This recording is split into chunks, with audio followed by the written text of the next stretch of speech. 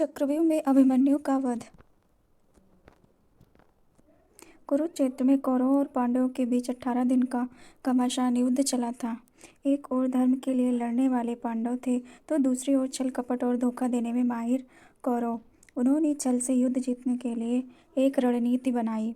उनकी योजना थी कि वो अर्जुन को युद्ध में उलझाकर चारों भाइयों से दूर ले जाएंगे और फिर युधिष्ठिर को बंदी बनाकर युद्ध जीत लेंगे। अब युद्ध वाले दिन कौरव सेना की एक टुकड़ी अर्जुन से युद्ध करते हुए उन्हें रणभूमि से दूर ले गई। वहीं गुरु द्रोणाचार्य ने युधिष्ठिर को बंदी बनाने के लिए चक्रव्यूह की रचना की, जबकि पांडवों में सिर्फ अर्जुन को पता था कि चक्रव्यूह को कैसे तोड़ना है।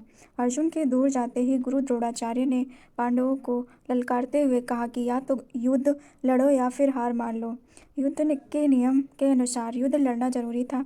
यदि युद्ध न करते तो भी हार जाते और युद्ध करते तो भी हार निश्चित थी। अब धर्मराज युधिष्ठिर को कुछ सूझ नहीं रहा था कि क्या करे और क्या ना करे।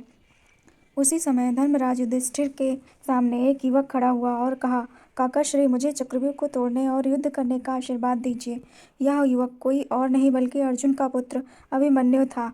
अभिमन्यु अभी मात्र 16 वर्ष का ही था, लेकिन सभी जानते थे कि वह युद्ध कौशल में अपने पिता के जैसा ही निपुण है। युधिष्ठिर ने अभिमन्यु को मना किया, लेकिन अभिमन्यु नहीं माना और उसने कहा, मुझे चक्रव्यूह तोड़ना आता है। जब मैं अपनी माँ के गर्भ में था तो पिता ने माँ को चक्रव्यूह तोड़ने का तरीका बताया था। बस तभी मैंने इसे सीख लिया था। मैं आगे रहूँगा और आप सब मेरे पीछे पीछे आइए। हार मानकर युधिष्ठिर ने अभिमन्यु की बात मान ली और सभी युद्ध के लिए तैयार हो गए। सबसे आगे अभिमन्यु था और बाकी सब उसके पीछे। अभिमन्यु को रणक्षेत्र में देखकर कौरव मजाक उड़ाने लगे कि यह छोटा बालक क्या युद्ध करेगा। लेकिन जब उन्होंने अभिमन्यु के युद्ध कौशल को देखा तो उनके पसीने छूट गए। आगे बढ़ते हुए अभिमन्यु ने दुर्योधन के पुत्र लक्ष्मण को मार गिराया और चक्रव्यूह में प्रवेश कर गया। उसके चक्रव्यूह में प्रवेश करते ही सिंधु के राजा जयद्रथ ने चक्रव्यूह का द्वार बंद कर दिया ताकि चारों भाई चक्रव्यूह में प्रवेश न कर पाए।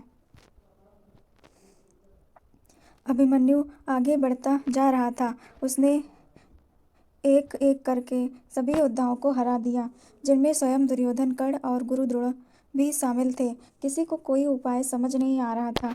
तभी कौरवों के सभी महारथियों ने एक साथ मिलकर अभिमन्यु पर हमला कर दिया।